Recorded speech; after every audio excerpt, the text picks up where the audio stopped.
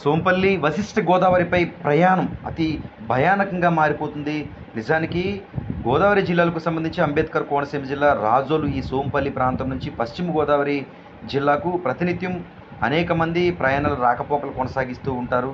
ఈ నేపథ్యంలో నిజానికి పంటీ లాంటివి ఈ ప్రాంతంలో ఏర్పాటు చేయవలసి ఉండగా పంటీ లేకపోవడంతో ఈ నాటు పడవలపై ఇంజన్ పడవలపై ఈ ప్రజలంతా కూడా ప్రయాణాలు రాకపోకలు కొనసాగిస్తున్నారు. ఇదే అదునుగా చూసుకున్న కొంతమంది పరిమితికి మించి ఎక్కించడం ద్వారా ఎటువంటి లైఫ్ జాకెట్స్ వేసుకోకుండా ఈ నాటు పడవలపైనే ద్విచక్ర వాహనాలు ప్రజలను పరిమితికి మించి రాకపోకలు కొనసాగిస్తున్నారు. సరే, ప్రయాణం సజావుగా సాగినంత వరకు ఓకే. అన్ని సేఫ్టీలు తీసుకున్నప్పటికీ అనుకోకుండా జరిగిన ప్రమాదాల కారణంగా విలువైన ప్రాణాలు గాల్లో కలిసిపోతున్న ప్రాణాలు అనేకమైనవి మనం చూస్తున్నాం. ఇలాంటి టైంలో చక్కని గోదావరి ప్రాంతంలో జరిగే ప్రయాణం సేఫ్టీ లేకపోతే ప్రమాదాలు తప్పవంటూ పలువురు హెచ్చరిస్తున్నారు. ఇప్పటికే ఈ ప్రాంత వాసులు కూడా మీడియా ముఖంగా ఆవేదన వ్యక్తం చేశారు.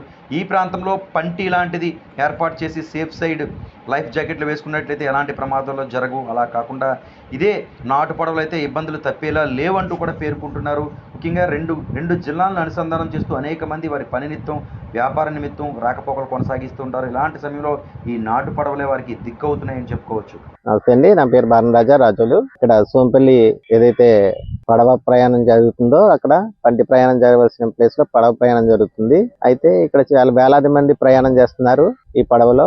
అయితే ఇక్కడ పడవ ఏదైనా ప్రమాదానికి గురైతే లైఫ్ జాకెట్ లేకుండా కూడా ప్రయాణం చేస్తున్నారు. దీనికి ఇక్కడ మనకి తెలిసింది ఏంటంటే పర్మిషన్ లేదని తెలిసింది. దీని పర్మిషన్ ఉందా లేదా అధికారులు గుర్తించి తగు చర్యలు తీసుకోవాల్సిందిగా కోరుచున్నాం. సోంపల్లి రేవిది లక్షలాది రూపాయలు వస్తున్నాయి. ప్రజలు ఎంతో మంది ప్రయాణం చేస్తున్నారు. ఇక్కడ పంటి మీద నిలవలసిన ప్రజలు పడవ మీద తిప్పుతున్నారు.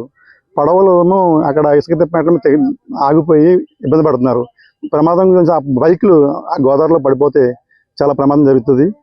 లక్షలాది రూపాయలు వస్తున్నాయి. అసలు ప్రభుత్వానికి వస్తుందా లేదా, ఈ డబ్బు అంతా ఏమవుతుంది, అసలు ప్రభుత్వ అధికారులు వాళ్ళు ఇప్పటికైనా స్పందించి ఇక్కడ ఈ రేవులో ఏం జరుగుతుంది, ఈ పాట సొమ్ము ఎక్కడికి వెళ్తుంది, ఇది క్షుణ్ణంగా పరిశీలించి ప్రజలకి సౌకర్యమైన ప్రయాణాన్ని అందించాలని అధికారుల్ని నేను వేడుకుంటున్నాను.